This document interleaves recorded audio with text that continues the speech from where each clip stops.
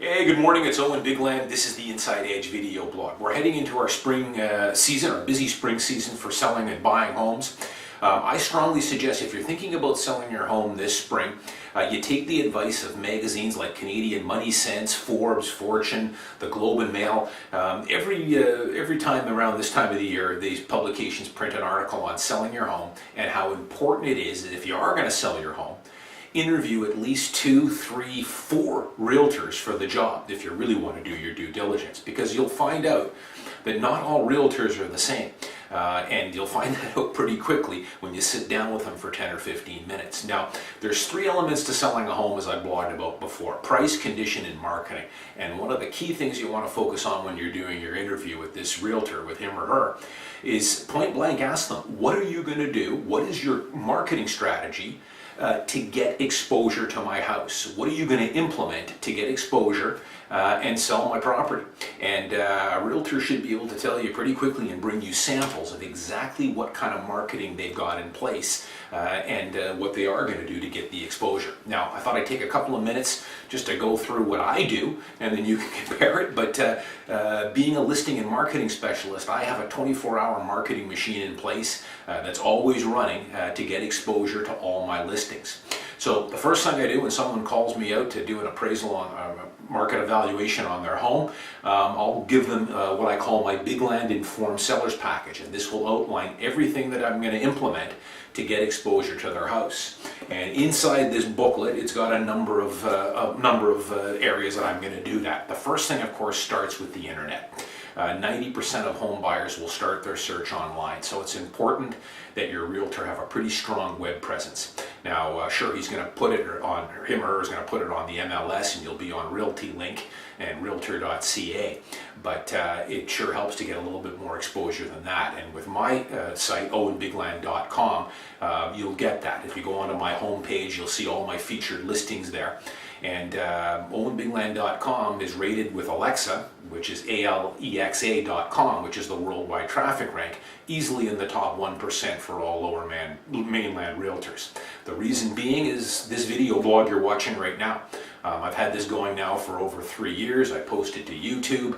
The nice thing is my video blogs now are syndicated by about 30 or 40 other sites which post my videos linking back to my website.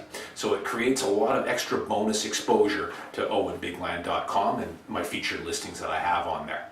The other thing I do is print media. I use a lot of print advertising. Don't let anybody tell you that print advertising is dead. It's not. It's far from it. It's expensive. That's why they might say it doesn't work, but it definitely works. So for instance, I've got a pretty extensive farming system that I use in Richmond. I send about 4,500 of these postcards out every 6 weeks with all my new listings. I also advertise every single week. I've got a 1/4-page ad in the Real Estate Weekly. Oops, there we go, Real Estate Weekly in Richmond. Real Estate Weekly in Richmond is very widely distributed. It comes out every Wednesday to every single Richmond home in the Richmond News newspaper. So it's well read. I run a 1/4-page ad in there every week. All my listings get featured in there in the Real Estate Weekly until they get sold. I also use, I don't just use a black and white MLS print off when I'm doing open houses or showings. I do a glossy color feature sheet. If it's a detached home, I bring out Measure Masters and I do floor plans and measurements as well. So those things all add up to additional exposure, and that's what it's all about when you're selling real estate, and that's what you want to focus in on when you're interviewing a realtor. What are they going to do to get exposure? What is their marketing program? And they should be able to outline that to you in 5 or 10 minutes. The final things you want to look at is, does this realtor work the area? Is he a local realtor? Does he know this area? Does he have sales and listings in this area? Oftentimes, you'll see a realtor that's selling a Richmond home, but he's based in Coquitlam.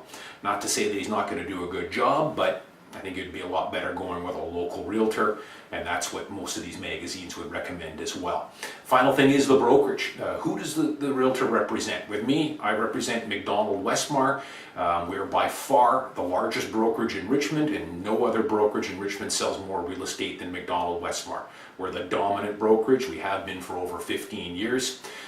So again, it all adds up. We've got over 200 realtors in our office. more than any other brokerage. When you hire me, I send an email to the other 200 realtors in our office that are also going to be working to sell your home as well. So those are some of the key questions you want to ask the realtor when you're interviewing them, and then tell them thank you for their time, interview them all, contact the one who you think is going to do the best job for you, and market your home properly.